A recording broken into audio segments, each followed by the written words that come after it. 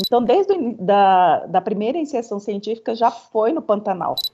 Até mesmo essa questão de violência simbólica, a ecologia de campo não foi feita para mulher não resiste. E nesse momento de me posicionar, eu já tinha passado por outras questões dentro da academia, até mesmo quando eu quis voltar pós-maternidade, 2 anos pós-maternidade, né? Se você não se empoderar da sua história, se empodere onde você já chegou com tudo isso. Meninas das Ciências.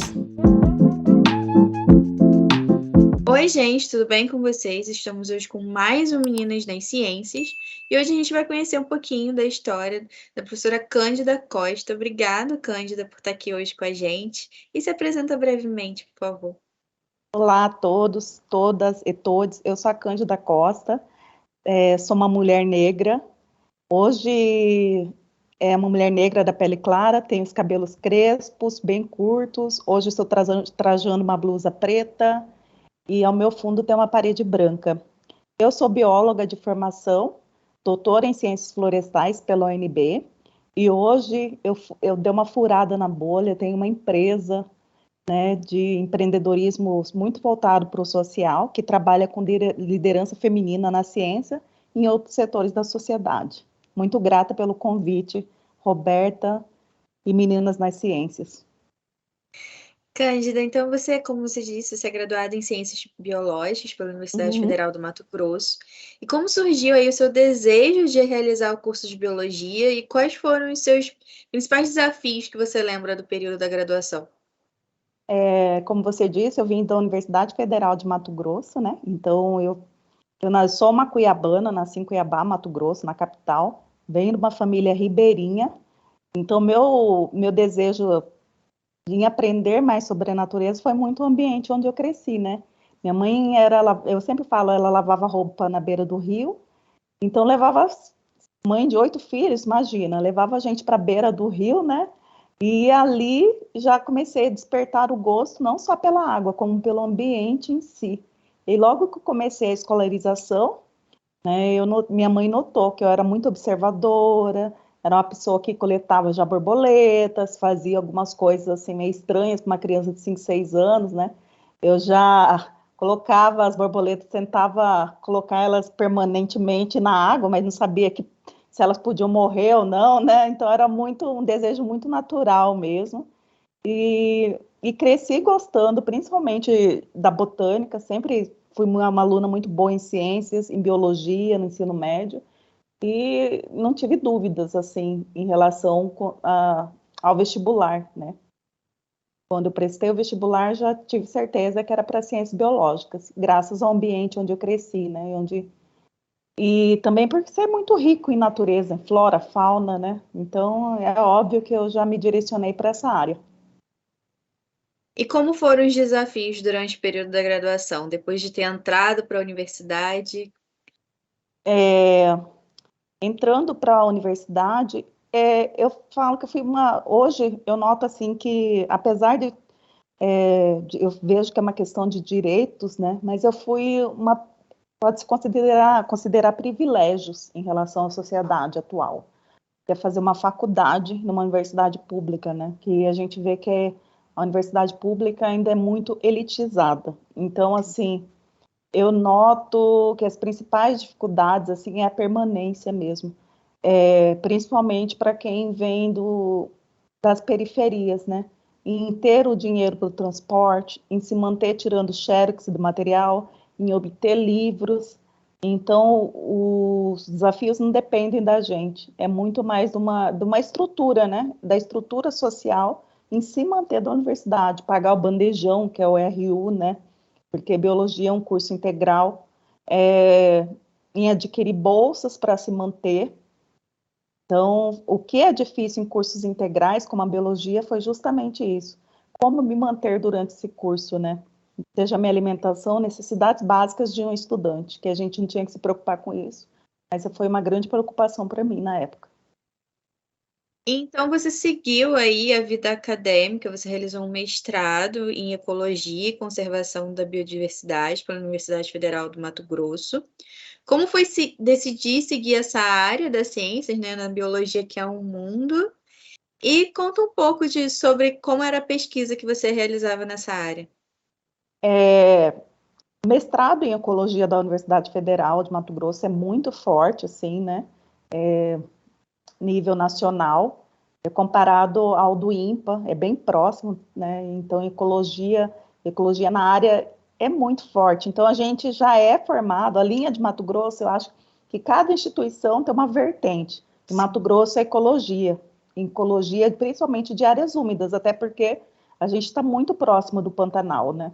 E uma riqueza de mananciais inexplicável. Então, meio que a gente já é treinado, né? Condicionado para isso, você se apaixona, porque os profissionais que estão lá já direcionam a gente. Então, desde da primeira iniciação científica, já foi no Pantanal. Então, você já vai sendo direcionado, treinado, é lógico que você não vai querer sair para outra área, né? Então, para mim, botânica já era claro.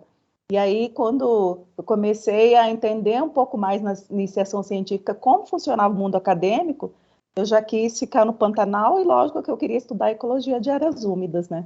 Então, por isso eu fiz mestrado em ecologia e conservação da biodiversidade lá em Mato Grosso. E além do que, Roberta, a gente tem que lembrar que desde a iniciação científica até o mestrado, doutorado, eu sempre tive bolsas. E isso me manteve. Então, essa é a importância do investimento, principalmente em bolsas, importante, né? E no fomento. E eu penso assim que eu não tinha condições. Tem muitos estudantes que conseguem sair de casa, né? Tem bolsa e ainda tem o auxílio de uma rede. Eu não tinha esse auxílio. Então, eu só não fui para fora, na época que a bolsa do mestrado já era baixa na época, né? Eu queria muito ir fazer o NB e tentar no IMPA, para a gente tentar novas experiências. Mas o dinheiro eu vi que não era possível. Então, eu tive que abraçar a situação, ser muito realista, mas, ao mesmo tempo, ficar numa universidade que oferecia um bom ensino, né? Um bom curso de mestrado. Sim. E aí você se encaminhou também para o seu doutorado em ciências florestais, aí já na Universidade de Brasília. E como foi dar mais espaço acadêmico e essa mudança, né, para outra cidade, como você disse, tipo, é complicado toda essa situação. As bolsas realmente são fundamentais. Tipo, eu também, se eu não fosse bolsa para me ajudar a me deslocar, me alimentar, eu também não teria, Não acho que tem. conseguido fazer. Então, conta aí como é que foi esse período do doutorado já em outra cidade. Tem muita gente que já vai engajando, faz graduação, mestrado, doutorado. Isso. Eu quis testar outras experiências. Parecia que não, mas eu parei 8 anos pós-mestrado, né? E eu entrei no mercado. Eu fui dar aula, dei aula em universidades privadas, passei em concurso em universidade lá, na própria federal. Eu queria entender essas experiências. E também coordenei projetos de consultoria, então eu provei um pouquinho de cada nesse período. E lógico, né, que a gente já começa a entender também a necessidade de ter uma renda maior, a gente já passa a ter uma renda maior, como eu posso dizer, você se emancipa, né, um pouco dessa questão de bolsa. Nesse período eu me emancipei, e aí fiz uma boa reserva de emergência, falei, não. E também, quem é picado pelo bichinho da ciência, da academia, você nunca mais consegue parar. Eu parei 8 anos, mas para mim parece que foi uma eternidade. Então, eu não me importei muito. Falei, eu vou viver de bolsa, mas eu não aguento mais. Eu quero ir. Aí eu falei, doutorado, eu vou para fora. Apesar de ter muitos convites para ficar em Mato Grosso na época, eu falei, não, eu vou para fora. Fiz a pesquisa em Mato Grosso, toda em Mato Grosso, né? Porque é interessante que a gente que vem de uma região voltar com essa tecnologia e essa inovação para a região, né? Então, eu fiz todo o levantamento de dados na região, teve coparticipação da Federal de Mato Grosso no meu estudo, e aí um sonho meu sempre foi fazer estudar com a Janine Feofili, não importava o quê, desde o mestrado eu tinha muita vontade de conhecê-la, né? Que ela era uma sumidade em cerrado, em área florestal, e eu também quis dar uma ampliada. Por mais que eu fosse bióloga, eu queria entender um pouquinho mais que eu já estava no mercado, né? Fiquei 8 anos no mercado de trabalho. Eu queria ter essa percepção de como seria fazer um estudo mais aplicado. Então, eu saí da biologia, né? Mestrado em ecologia, que é dentro da biologia, e parti para a engenharia. Para mim, o maior desafio seria esse. Será que eu conseguiria entender a linguagem deles, né? Que é bem diferente da gente, a forma deles trabalharem, né? Eu já estava toda treinada numa percepção e passei a ser treinada em outra. Então, eu acho que qualquer mudança, assim, assusta, um impacto muito grande, ainda mais para uma mega capital como Brasília, onde o custo de vida é muito alto, mas eu acho que o aprendizado cultural, não cultural, intelectual, assim, não tem nada que pague. Principalmente estar próxima a grandes nomes que você só vê em literatura, né?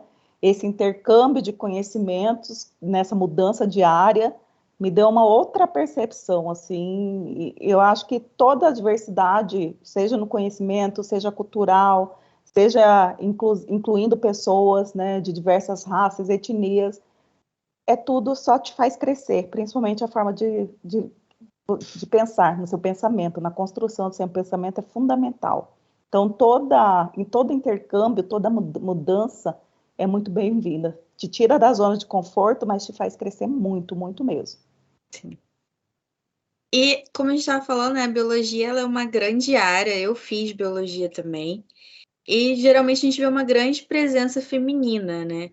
Mas dependendo das suas sub-áreas, eu escutava algumas amigas minhas falando que ainda tinha uma maior presença masculina, principalmente nas áreas que exigem saída de campo, como a questão das áreas mais ambientais, de ecologia.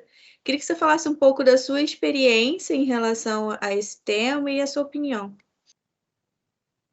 Infelizmente, né, ainda tem não é só viés, né? A gente ainda sofre muitas violências, né, pode sofrer diversas violências, até mesmo essa questão de violência simbólica. A ecologia de campo não foi feita para mulher não resiste.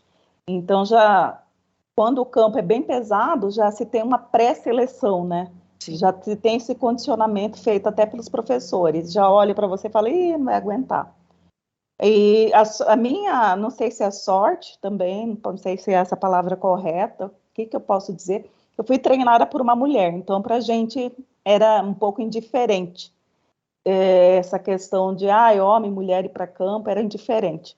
Lógico que ela falava assim, eu gosto de ter estagiário porque tem coisas, por mais que a gente busque equidade entre os gêneros nas questões de direitos, nós não somos iguais, isso é fato, né?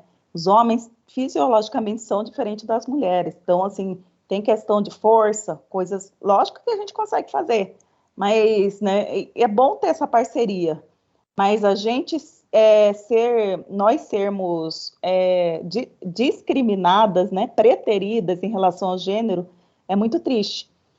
Até porque você deixa de fazer aquilo que você sempre sonhou, porque eu sempre quis ir para o campo, sempre quis entender a dinâmica de uma área úmida, desde pequena. Né, eu observava aqueles rios, eu ficava louca. Então, já pensou você privar uma pessoa, né, que pode ter um potencial tremendo, assim, de estudar aquilo, só por uma questão ligada ao gênero ou à cor? Então, eu acho que todo conhecimento, independente de gênero, de novo, raça, é super bem-vindo, né? E a gente tem que estar aberto para acolher essas diferenças em qualquer área. Eu não sofri em relação a isso, mas vejo em outras universidades que tem essa separação. A gente tinha muito cuidado, né? Tinha muito medo quando você ia para campo, e geralmente você precisa ir sozinha. Então já teve tentativas de violência sexual, né? Mas não em relação à equipe de professores ou alunos, muito a equipe da própria região, entendeu? As pessoas da comunidade. Então, o que é difícil é essa questão muito de segurança, quando a mulher vai a campo sozinha, né? A gente ainda teme muito pelos nossos corpos. É uma situação realmente bastante complicada, porque você vê sozinha ali, e a sua equipe de apoio são as pessoas da região, que conhecem o campo que você vai fazer. Sim, então a gente em relação à ecologia de campo, tem essa predileção em relação aos homens pela questão de força, mas tem uma questão que nunca é falada em relação a essa vulnerabilidade dos corpos femininos, né? Essa questão do homem, da comunidade masculina se achar, né, que pode dominar, seja tomando a força, né, por violências sexuais, assédios. Então, isso ainda é muito difícil para a gente que fazer ciência em campo. E, como você disse, você foi picada aí pelo bichinho da academia e seguiu realizando seu pós-doutorado na Faculdade de Engenharia Agrícola pela Universidade Estadual de Campinas, Unicamp, no Instituto de Ciência e Tecnologia de Áreas Úmidas. E qual foi a importância aí dessa experiência para a sua formação, né?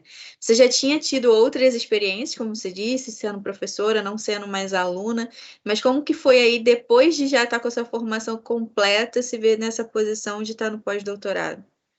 Ah, é muito incrível, né? Porque já é outro momento, já foi um momento assim de ser um pouco mais responsável ainda. Apesar de eu estar no processo de aprendizado, conhecendo gente nova, novos conceitos, aprimorando, eu já tinha me tornado mãe, né? Já era mãe, então eu entrei em outro contexto quando voltei para o pós-doutorado e realizei às vezes dois ao mesmo tempo, né?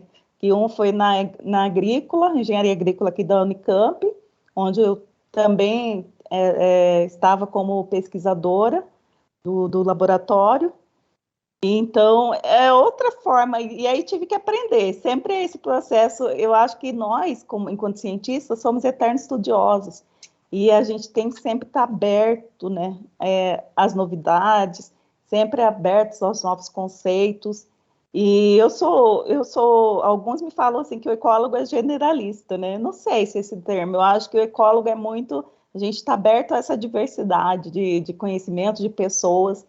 Então, a forma do engenheiro agrícola trabalhar é totalmente diferente do biólogo. Eu acho que nós somos muito rígidos em relação a nós, sabe, nas cobranças. Eu noto que os engenheiros, em geral, não que eles não trabalhem de forma incorreta, não, eles são mais tranquilos em relação ao que eles são, em relação à forma de fazer ciência, é muito diferente. Então, mas foi interessante, é até interessante você fazer essa mescla, né? Uma pessoa que tem mais leveza com uma pessoa que é um pouco mais rígido, né? Que é uma construção também, não é errado ser assim. É a nossa construção, que todo mundo, desde quando eu fui para engenharia florestal, no doutorado, falava, nossa, você é bióloga, né? Então, sempre falava assim, eu gosto de ter aluno biólogo na engenharia florestal, porque a gente é todo certinho. Então, tem uma forma de pensar, um preconceito em relação ao biólogo, em relação a essa questão de ser todo certinho, todo muito metódico, todo estudioso, todo teórico. Eu acho que essa necessidade da gente ter esse comportamento vem muito da competitividade, né? Nossa profissão é extremamente competitiva. Então, cada vez mais cedo, os profissionais se tornam cada vez melhores e mais qualificados, precocemente, eu noto isso. E então a minha geração é uma geração que é um pouco mais tranquila que a sua, mas já tinha esse rigor, sabe, em relação à academia. Porque para os biólogos, quando você é graduado, ou você vai se tornar professor já de ensino médio, ensino básico, né? Se você não for bacharel, é isso. Se você for bacharel, abre uma empresa de consultoria e está tudo certo, né? Então, eu sou licenciada, então para mim não era opção fazer mestrado, doutorado. Para um biólogo é uma obrigação, né? Não é como outros cursos que fazem, eu vou abrir um leque de possibilidades na engenharia. Para nós é óbvio, né? Tem que seguir, porque para você ser competitivo, um profissional ser competitivo, em boas instituições de pesquisa, em boas universidades, você tem que fazer mestrado, doutorado e pós-docs agora. O nível de exigência está cada vez maior. Isso é verdade. O nível de exigência Então, cada vez cresce mais. cada vez. Antes era mestrado, aí passou a ser doutorado. E agora, quantos pós-doc, né? Eu conheço gente que concorreu em concurso comigo com 5, 6 pós-docs, sabe? Então, está cada vez mais criterioso, mais competitivo. Então, para biólogo, essa sistematização na forma de pensar não é à toa, né? É uma carreira muito competitiva. Mas aí, quando você se junta com outras profissões, você fala, aqui eu posso relaxar um pouco, é muito bom. E, ao mesmo tempo, aqui, né, você ser considerada um nível bem alto, todo mundo fala, nossa, como você é você é qualificada, é muito bom também, porque tem duas vertentes. Ou nós somos muito iguais, iguais enquanto biólogos, e quando a gente vai para outras situações, nós somos muito bons, porque a gente é extremamente qualificado. Só que a gente está tão dentro da bolha, tão acostumado dentro dessa bolha, que a gente não percebe o quão bom nós somos. Nossas qualificações são muito boas. Nossas construções, enquanto construções acadêmicas, né? Nossa forma de pensar é muito qualificada, sabe? Então é isso que eu notei. Para mim foi um alívio falar, nossa, eu sou boa, sou muito boa aqui, né? É muito alívio. E também eu poder fazer, ufa, aqui eu posso relaxar um pouco, né? E fazer essa troca, falar assim, nossa, você tem que pensar de forma mais dinâmica aqui, ter uma visão mais aplicável, que aí a gente vive também muito no mundo teórico. E quando você vai para outra área aplicável, eles te puxam também para essa outra questão da aplicabilidade do seu estudo. Para que serve o seu estudo? Não, isso não serve para nada. Ah, fazer estudo só por fazer, entre aspas, né? Ciência pura, como a gente faz. Então, é muito interessante também você unir essas duas formas de pensar. E atualmente o seu foco de trabalho é a discussão de gênero e popularização da ciência nas universidades. Você é fundadora do ecossistema Consciência Conecta, e que desenvolve consultorias, palestras, workshops e divulgação científica com foco na liderança feminina, equidade de gênero e diversidade e inclusão na ciência. Eu queria que você falasse um pouco sobre esse projeto, na verdade, eu acho que é um projetão, né? E das atividades que você tem desenvolvido. Esse projeto é muito encantador, porque se eu tinha o hábito de furar a bolha, era uma bióloga que nunca estava me contente, sempre empreendendo em novas formas de pensar, né? Aí foi totalmente, quase, né, enlouqueci, porque o pensamento determinista, né? Que eu saí totalmente dessa questão, ai, mas eu estudo só plantas e só manejo florestal, né? E de repente todo mundo já me identifica como mulher da ciência, como uma mulher que estuda as causas das mães, e isso para mim, nossa, me dá muito orgulho de ter construído essa imagem, essa autoridade em tão pouco tempo. Essa autoridade foi muito eu falo, foi muito um desabafo, né? Foi construída um desabafo. Eu abri um Instagram para fazer um desabafo que na época eu não tinha nem repertório para falar, uma questão de preconceito que eu sofri estando só e viajando com minha filha. Então, uma empresa determinada, uma empresa aérea, mesmo fazendo check-in muita antecedência, chegando no aeroporto com muita antecedência, a empresa me retirou do voo aleatoriamente. Só me retirou e pronto. Aí eu abri um Instagram e meti o pau ali mesmo, né? E falando que eu me senti discriminado e me posicionei com a empresa, porque falei, eu queria entender por quê. Falei, não, vocês têm que ter um porquê, porque teve gente que chegou muito depois de mim, na hora do voo, e, ia subir no avião, né? E aí eu observei naquele momento que eram as pessoas, casais, mas nenhuma mulher com filho. Então então não era, hoje eu entendo que foi um viés ou um preconceito, um viés inconsciente da empresa em relação à minha vulnerabilidade, né? Ser uma mulher só, uma criança. Então eu poderia aceitar sem me posicionar. Só que muito pelo contrário, me posicionei muito fortemente.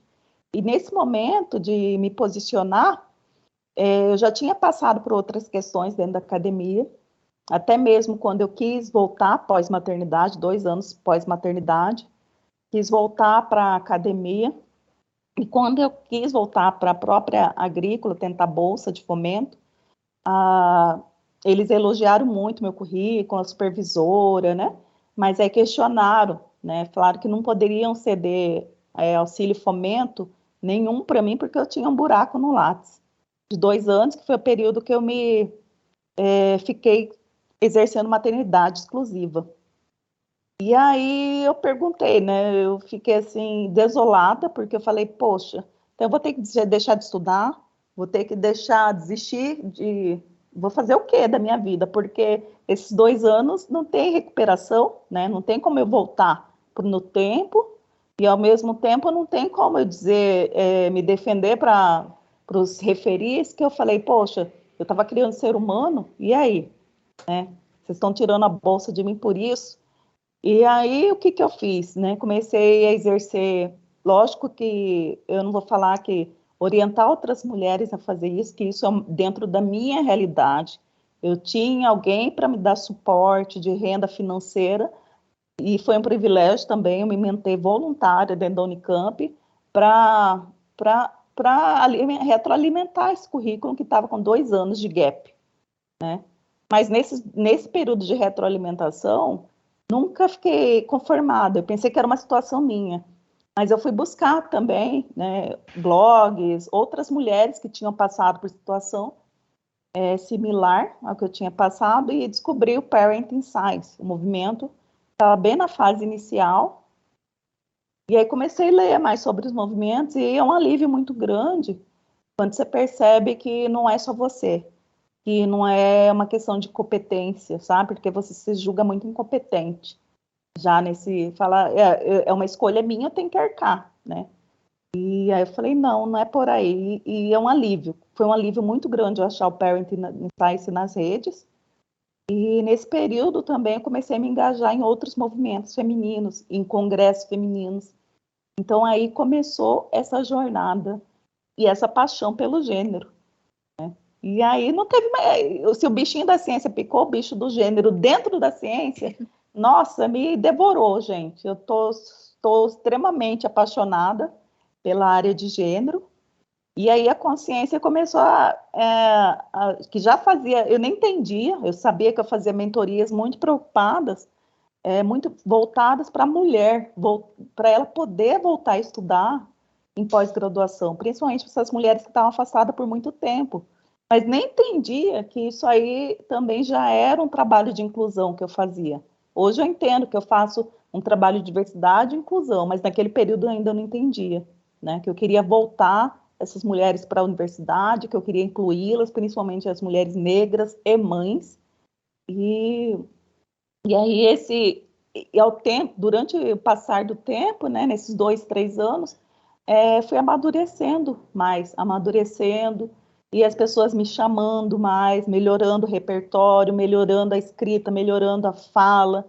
Então, sempre no processo de treinamento, mas assim, com um amor muito grande, né? Eu furei a bolha totalmente e, e voltei meu olhar muito mais para a questão da humanização da ciência do que pelo objeto da ciência, que eu poderia muito bem estar divulgando a respeito de manejo florestal, dos ambientes, não que eu não, acho que não seja importante. Eu acho que tem muita gente que faz isso muito bem feito, mas foi muito uma questão do que me movimentava naquele momento, qual que era a minha indignação. E aí a indignação, na realidade, se tornou um amor muito grande. Hoje eu estudo gênero, auxilio mulheres em palestras, através de workshops nas universidades e também empresas e também em órgãos, as prefeituras já me chamam. Muito amor, né? Sempre tentando colocar essas mulheres nos lugares que elas merecem, de direito, né? Você falou do Parent Science, você é embaixadora em Campinas, né, no Parent Science. Queria que você falasse um pouco mais. A gente sabe que tem todo um movimento. Hoje a gente consegue ter lá a licença maternidade no Lattes, os editais que tem, né, a especificação para as mulheres, períodos de licença maternidade. Tem agora licença maternidade para nós, pós-graduandas, pós-docs, doutorado, mestrado, que você consegue ter ali pelo menos um período, por mais que não sejam uns 6 meses, mas pelo menos você já tem alguma coisa ali melhorando. Você vê algum movimento e queria que você falasse um pouquinho da participação da sua participação nesse projeto e dos movimentos que esse projeto tem feito. Esse projeto é incrível, né? Que deu um boom depois da pandemia. Eu acho que toda essa questão que era varrida, né, para debaixo do tapete, as questões de subrepresentação dentro das universidades, seja por gênero, seja por cotas raciais, seja pela comunidade LGBTQIA+, começaram, foi um boom, foi incrível. Ops. Foi incrível esses movimentos em relação a isso. O Parenting Science não fica de fora. Ele já tem 5, 6 anos de movimento. Como eu disse, né, nesse momento de dor, naquela época lá que eu comecei, foi negada a bolsa, eu fui atrás do Parent e, assim, tive a oportunidade de conhecer a Fernanda num evento internacional de mulheres na ciência que aconteceu no Rio de Janeiro. E ali eu já tinha, né, lógico, namorado ela via Instagram, falado, pelo amor de Deus, eu sempre brinco, eu falo, eu vou passar pano no chão do Parent, mas me deixa participar. Esse movimento é para mim, né? Eu não quero mais ficar sozinha aqui falando disso, eu quero um apoio, né? E né, quando eu encontrei ela no Rio de Janeiro, ela falou, olha, Cândida, devido a você e várias mulheres que querem participar e não fazem parte do núcleo central, tão distante do núcleo central, e o Parent Science é um movimento que surgiu originalmente no sul do país, né? Elas são lá todas do Rio Grande do Sul ou da região ali muito próxima. E aí ela falou assim, nós estamos lançando, naquela época, um edital para embaixadoras, porque a gente não abrange toda essa diversidade, apesar de trabalhar com maternidade, parentalidade, cuidadores e ciência, não abrange a diversidade do país, né? A gente não consegue falar por todas as universidades. Então nós vamos abrir e aí tenta lá no edital, e eu tentei, né?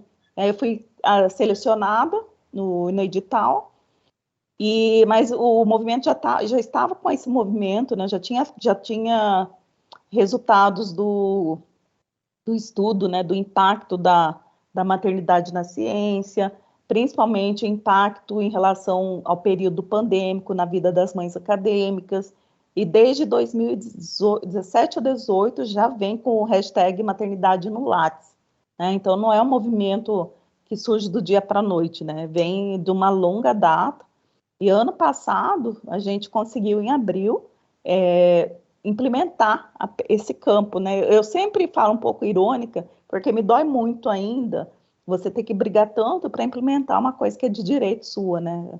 O período que você exerceu sua maternidade, sendo que em todas as empresas, todos os outros órgãos, é bem corriqueiro, bem comum isso. Então, a implementação da parentalidade, período de licença maternidade, pode ser implementado no Lattes só a partir do ano passado, 2021. E, além disso, esses estudos do Parent, é fundamental para o desenvolvimento de políticas públicas, principalmente para ações afirmativas em relação à maternidade, né? E aí também a gente nota que mães pretas, né, têm muito maiores dificuldades do que mães brancas em continuar fazendo ciência, em continuar fazendo uma pós-graduação. Além disso, tem outros movimentos que é de dar manutenção de mães dentro da universidade, que é o Projeto Amanhã. O Projeto Amanhã já teve a 2ª edição, é um projeto de cunho, assim, muito de patrocínio, de ação civil, né, do apoio da organização civil, onde a gente pede doação para todo mundo, e a partir dessas doações são criados uma suplementação para essas mulheres se manterem no que elas estiverem fazendo. Ano passado foi para pós-graduação, mães da pós-graduação foram contempladas, e esse ano o projeto foi voltado para mães da graduação. Porque, na realidade, a gente entende, né, que apesar que as pesquisadoras, as professoras têm um grande déficit em relação à carreira, né, em relação à produtividade, mas, querendo ou não, elas têm, né, o direito ao salário. Já as alunas ainda não, muitas são ou não são bolsistas, né, e muitas não têm, por mais que as universidades forneçam esse período para ela sair e cuidar da criança, não é fomentado, né? E aí esses movimentos do Parent nacional têm induzido tendo impacto muito regional também, em muitas regiões, na mudança de editais para a iniciação científica, né? Compensando os períodos de saída de licença maternidade das graduandas ou das pós-graduandas em concursos públicos. Então, aos pouquinhos, a gente está fazendo uma mudança, assim, né? Quiçá já viria isso um projeto de lei para todo mundo.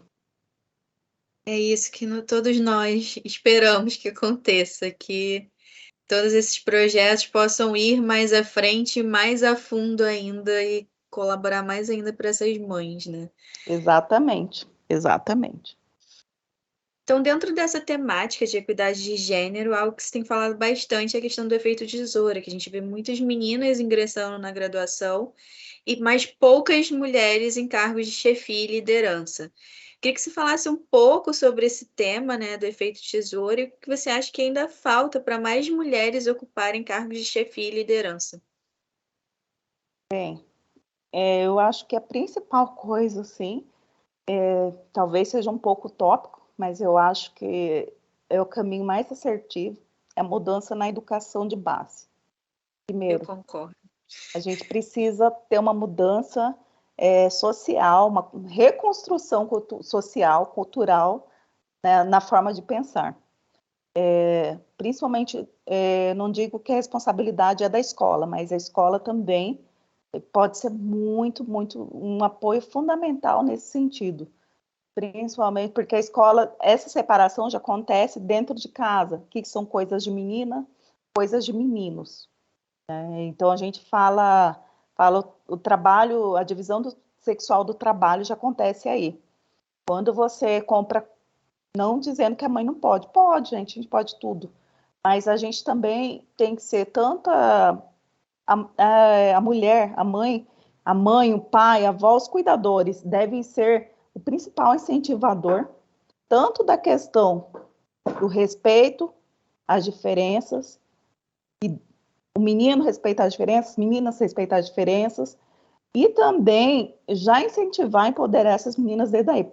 Não, você é boa, você pode dirigir, você pode brincar de carrinho. Então é uma coisa básica, né? Mas é fundamental, assim, na construção. Já ensinar os meninos no trabalho dos cuidados, para quando chegar na fase adulta, né, eles não entenderem que isso é trabalho apenas da mulher e de mulher, deixa brincar de boneca. Quando tiver filhos em casa, homem, mulher, não separe, né? Todo mundo tem que fazer a mesma coisa. Então começa na base. Quando já está nesse processo do mercado de trabalho, seja numa universidade, seja numa empresa, a principal é esse caminho que a gente está percorrendo. Ações afirmativas em relação a gênero. Então, seja, por exemplo, o que separa muito, muito, muito mesmo, é que quando você chega nessa fase inicial, graduação, mestrado, e todo mundo é jovem, tem a mesma idade, então as meninas, geralmente o número, as mulheres, o número é mais alto, muito mais alto do que em relação aos meninos, né? Elas entram e permanecem nesse período. À medida que vai se passando o tempo, né, vai se profissionalizando, vai se tornando mais competitivo o mercado, elas não ficam. Elas não ficam, sejam porque elas tiveram que parar de estudar para cuidar de alguém, seja no filho, seja no pai, seja de uma mãe. Geralmente, elas se sentem responsáveis pelo todo o sustento da casa. Então, são questões assim, né? Quando alguém tem que parar de estudar, olham para quem numa casa que tem bastante filhos? Geralmente para a filha mais velha. Isso já acontece desde a base. Então, não é uma afirmação minha, são dados, existem dados mostrando isso. E esse efeito tesoura não é só na academia, é para toda a sociedade, o famoso teto de vidro.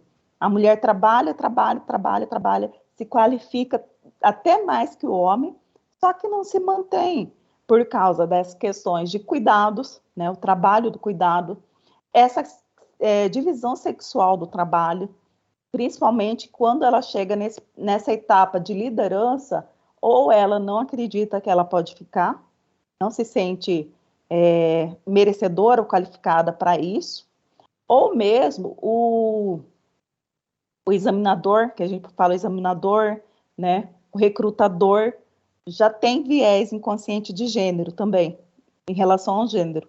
Já olha e fala, não, né, isso não é para ela. Inconscientemente, talvez, ou muitas vezes consciente, tem preconceito em relação ao gênero. Não, mulher vai chorar, mulher vai ter filhos, mulher vai ter problemas, tem TPM, não aguenta pressão, e se ela chega na questão de liderança, né, não pode ser mais pragmático, assertiva, que ela é louca. Então, existem várias, também suportar, porque às vezes a mulher até chega, sabe, fala assim, aí chega lá na hora do prêmio, a gente brinca, né, na hora de comer a cereja do bolo, você já está tão cansada, você fala, ai, não quero mais, porque a gente já foi tão agredida durante o processo, desde pequena, aí fala assim, como que vocês são agredidos? Piadinhas, né?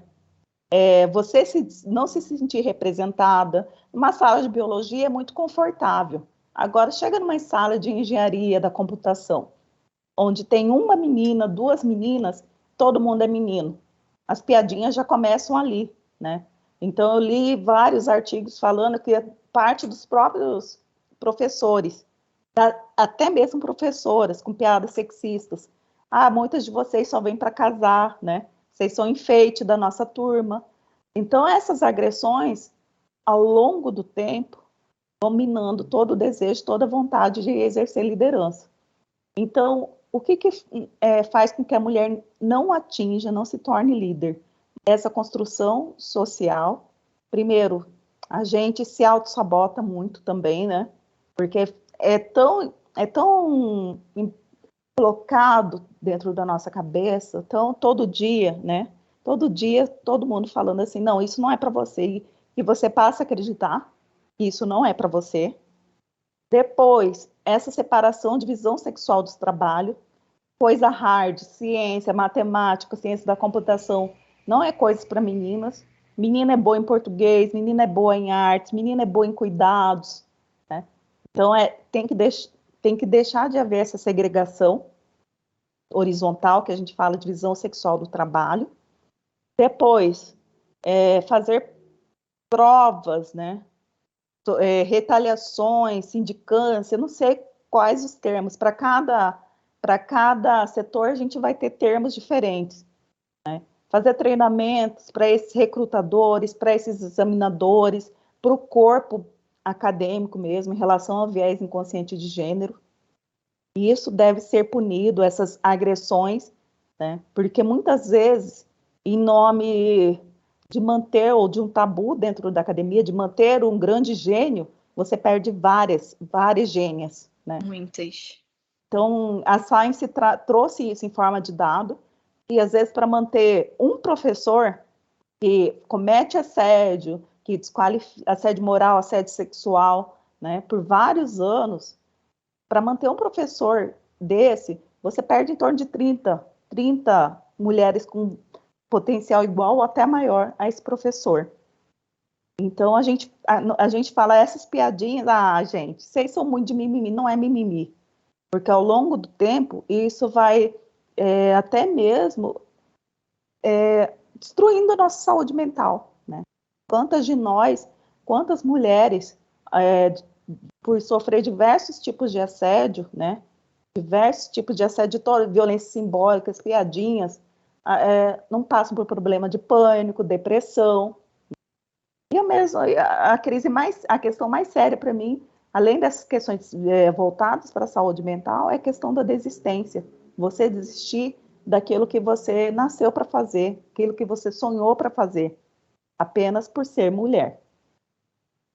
Em relação a toda essa questão, né, que você está falando da questão da saúde mental, que a gente tem falado bastante, em relação à síndrome da impostora, algo que muitas mulheres já passaram, ainda passam e às vezes nem sabem que estão passando, né?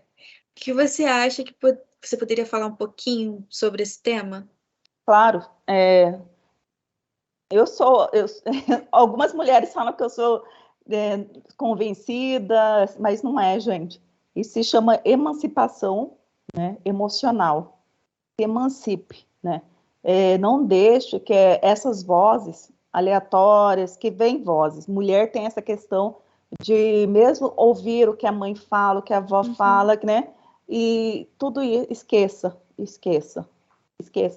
Lembre sempre todo que você é um ser humano e que você tem uma missão. Não importa se sua missão é criar um filho, é cuidar de uma casa, mas faça essa missão, cumpra. não ouça essas vozes. Se você não estiver conseguindo sozinha, peça ajuda, porque tem muita gente boa, qualificada para te ajudar aí. Não é fácil se construir dentro do mundo que insiste em nos destruir. É sério isso que eu falo?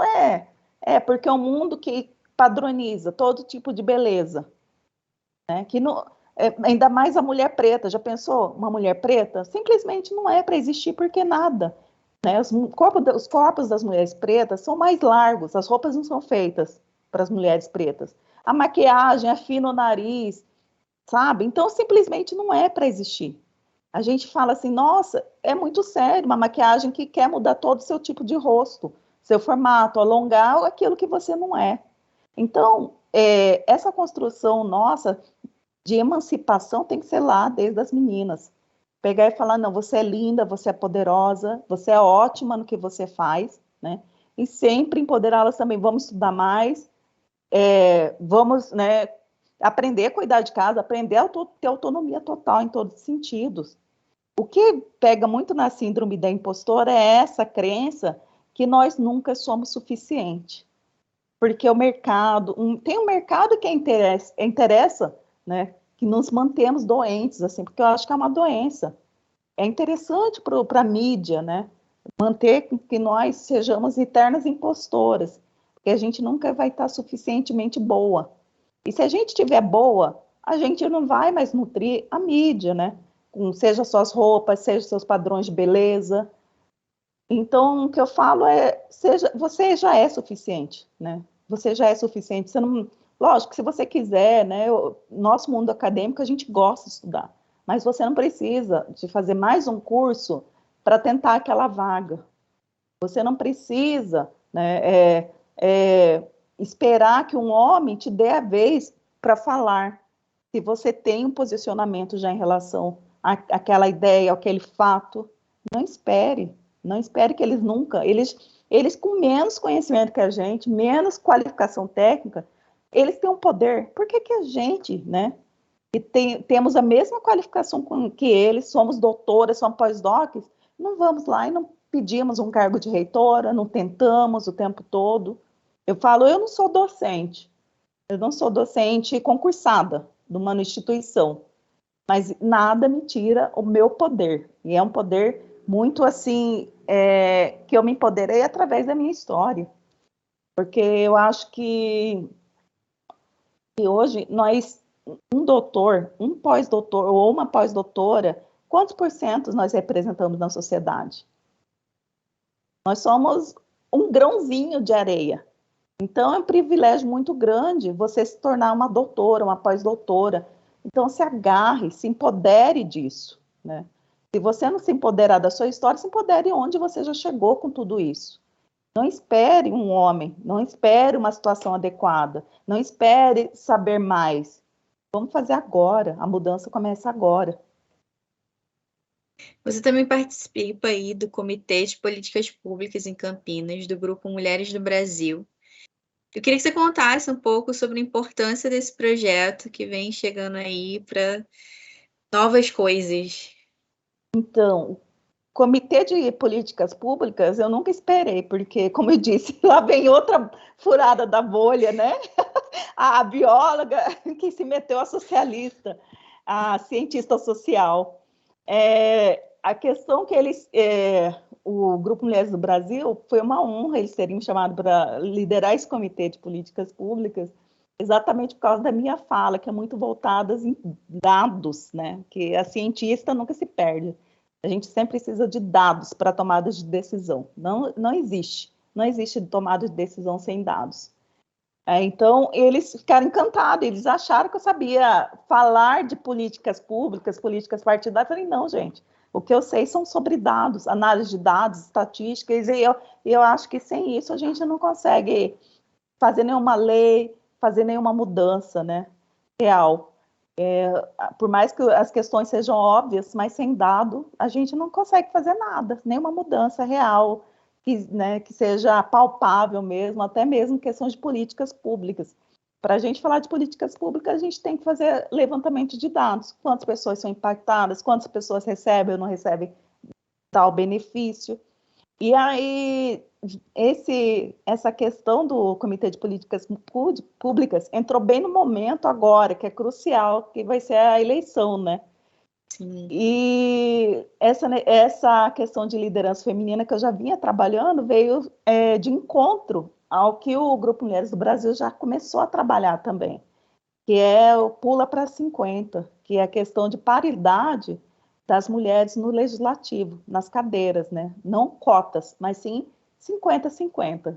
50% para homens, 50% para mulheres ou subrepresentações, pessoas negras ou LGBTQIA+. E aí eu falei, nossa, que incrível, porque está sendo assim fundamental eu entender todo esse processo, como funciona, né? As políticas partidárias que a gente, como cientista, a gente, apesar de falar assim, nosso estudo vai subsidiar políticas públicas, mas será que quem não é das ciências sociais, a gente entende realmente esse processo? A gente fica muito ali na zona de conforto, só pedindo políticas públicas, mas a gente não sabe como que é feita essa construção, como que funciona até mesmo o jogo da política, né? Então, eu estou passando a entender o jogo da política partidária, estou estudando muito sobre política, até mesmo para falar de liderança, não existe liderança sem políticas públicas. E para eu trabalhar no Parenting Science, pedir políticas públicas, políticas institucionais dentro das universidades, eu tenho que entender da parte global do nosso país, né? Que essa mudança tem que ser feita lá de cima. Tem mudança de paradigma nas cadeiras, no legislativo, a gente não consegue mudar nos pequenos cosmos, seja na universidade, seja nas empresas. E você é mãe, como você bem disse pra gente. Como é que é conciliar a maternidade com todas essas suas outras atividades? Você falou um pouquinho, mas como que tem sido atualmente?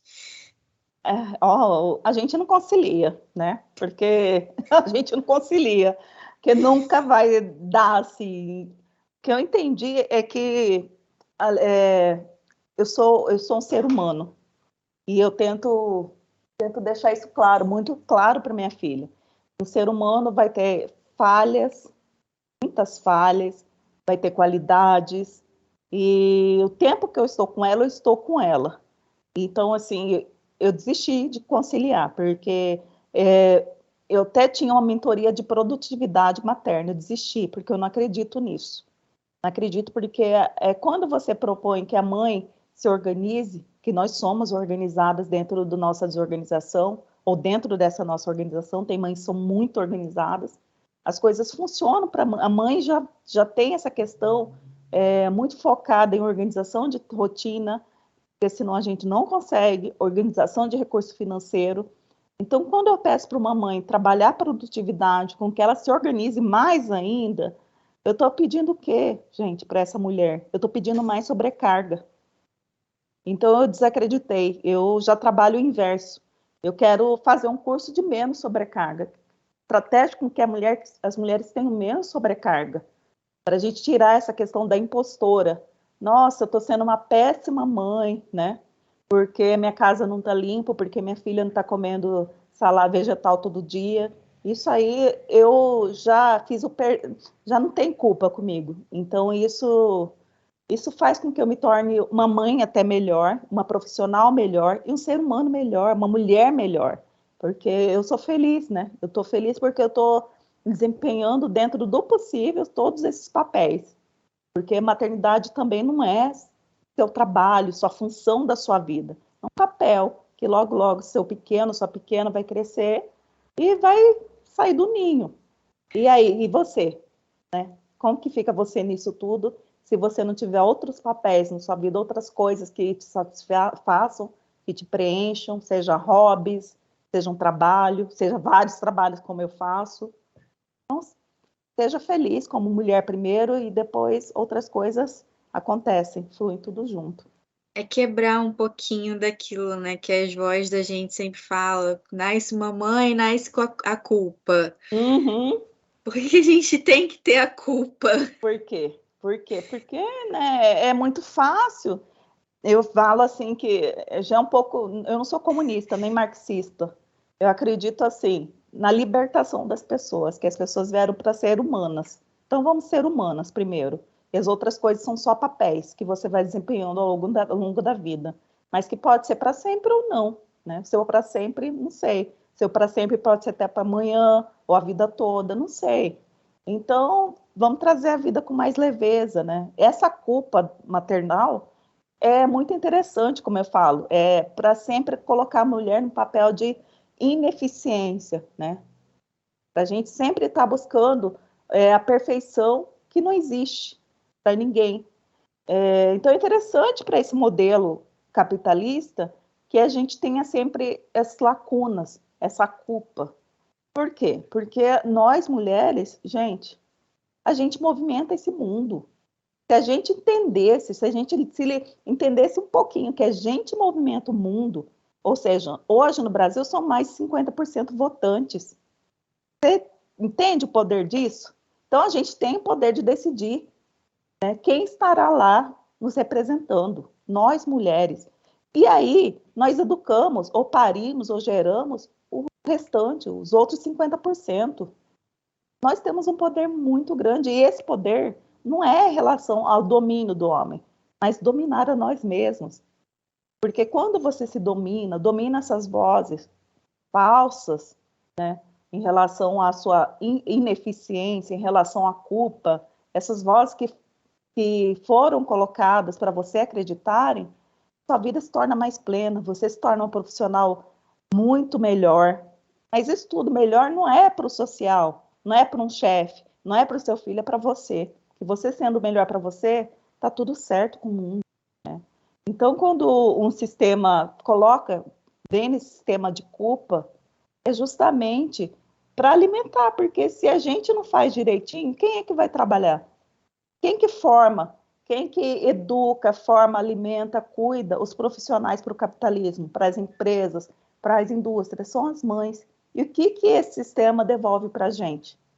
Se a gente fica doente, não pode mais trabalhar, os filhos crescem, não te auxiliam de forma alguma, quem? Você vai morrer de fome, né? Então, assim, é muito sério, né? Essa questão. Eu acho que tinha que ter uma renda. Tem algumas candidatos que eu vi que lançaram essa proposta de renda materna para a mulher, principalmente para aquela que sempre foi dona de casa.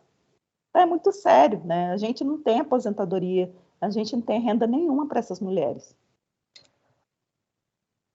Falando de tantas mulheres maravilhosas que nós temos por aí, se você pudesse, quem foram as mulheres que te inspiraram ao longo da sua vida e da sua carreira ou ainda te inspiram? Ai, são tantas, viu? Difícil. Você, Roberta, é uma. Gente, é tão difícil citar nomes, né? Eu sou uma privilegiada que, nossa, falo assim, a minha vida, eu acho que demorei a entender que era para trabalhar com mulheres a vida inteira, mas já estava desde ali o sinal, né? Eu fui criada por uma avó e uma mãe incrível, tive uma madrasta também maravilhosa, então eu acho que foram a base, assim. E minhas irmãs, gente, sobrinhas. Então, assim, primeiro foram as da família, que me deram força, que me ensinaram a socializar, eu acho que entenderam que eu era estranha, que eu já era cientista antes mesmo de eu entender, né? Então, assim, foram incríveis. A minha avó, eu acho que foi fundamental. Aquela que ficava assim, não, você não vai limpar a casa, você não vai costurar. Também não precisava tanto, né? Que hoje eu não sei fazer nada dessas coisas. Foi a duras penas que eu aprendi a cozinhar, porque ela falava, você tem que estudar. Eu tentava fazer alguma coisa, eu quero aprender a fazer arroz. Não, você vai estudar. Então, ela sempre me incentivou muito a estudar. E aí, na vida adulta, nossa, eu tive amigas muito incríveis, orientadoras, né, que veio lá a Cátia Nunes da Cunha. Eu só tive orientadores, né, Janine Feofili, a Raquel Gonçalves agora, enquanto cientista, a Fernanda do Parenting Science, que eu não sei falar o sobrenome dela, perdoa, viu, Fer? Fernanda, e cada hora é injusto, sabe? Porque cada hora as ancestrais, as nossas cientistas ancestrais, Aquelas outras que falam que, que eu inspiro, mas ao mesmo tempo elas me inspiram, minhas alunas, minhas orientandas. Então, toda hora eu me defronto com uma mulher incrível, a Adriana, que coordena o projeto agora, a Márcia Barbosa. Gente, não, é injusto. É muita mulher, é muita deusa incrível que eu conheço, sim. Eu vou conhecendo, que eu conheci. Mas se eu pudesse falar uma, para mim, seria minha avó. Minha avó, assim, é aquela que falou assim, estuda, que comprou meu primeiro livro. Então, foi por ela que eu me tornei o que eu sou hoje, bom ou ruim, foi por ela. Né? Boa ou má cientista, foi por ela. E a mulherzinha que me fez entender que é importante a gente ter um olhar de amor para o coletivo, que foi a Marcela, minha filha, assim, me fez abrir muito a cabeça da importância de construir um mundo melhor, né? Para ela, eu pensava que era para ela, mas não é, são para todas as outras que vierem. Então, se eu pudesse, resumindo, minha avó e minha filha, assim, as ancestrais e as que vieram logo depois. Foram incríveis. E se você pudesse entrar numa máquina do tempo e encontrar com a Cândida do passado, o que você diria para ela? Ai, gente, eu queria dizer primeiro dar um abraço nela, né? Falar assim, você tá tudo certo o que você está fazendo. Você é incrível, você é uma deusa. Vai com calma, tá tudo certo, que vai dar tudo certo. Que é isso, né? Você você é suficiente. Acho que se a gente se acolhesse mais, acho que nós seríamos mulheres muito mais tranquilas, completas, felizes. Então eu diria para elas, acolheria ela e daria um abraço. Olha, vai dar tudo certo, você é ótima, você é suficiente, para mim você já é tudo. E agora a gente vai para as nossas rapidinhas, eu vou falar algumas poucas palavras, você tenta me responder em uma outra palavra ou frase que significa para você. Biologia. Vida, Ecologia. águas, Equidade de gênero. idade de gênero, direito, Meninas nas ciências. futuro. Para a gente encerrar a nossa entrevista, eu queria que você deixasse aí uma mensagem de incentivo para as próximas meninas seguirem os seus caminhos e os seus sonhos, seja eles nas ciências ou em qualquer outro lugar e área que elas desejem estar. O conselho que eu daria é, geralmente cientista não fala de coração, não fala de propósito, faça aquilo que o coração de vocês bater, sabe? Aquilo que te faz vibrar, independente do que vão falar, porque só quem sabe da vida de vocês é vocês mesmos. Então faz aquilo que te faz feliz, seja na ciência, seja outro trabalho. Muita gente vai dizer que não vai dar certo, mas quem vai saber disso é só você mesma. Então, sempre siga aquilo que seu coração te coloca em movimento mesmo. O coração é a melhor verdade da gente. Obrigado, Cândida, mais uma vez por estar aqui com a gente, compartilhar um pouco da sua experiência, da sua história. Foi incrível. Queria muito agradecer sua participação aqui com a gente. Obrigada, Roberta. Obrigada, Menina de Ciência. Foi uma honra também participar desse projeto incrível, que eu respeito, honro muito.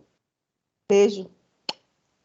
E é isso, pessoal. Logo voltamos com mais Meninas nas Ciências. Não se esqueçam de dar seu like nesse vídeo, compartilhar com todo mundo a história da Cândida e seguir lá nas nossas mídias sociais no Instagram e no Facebook.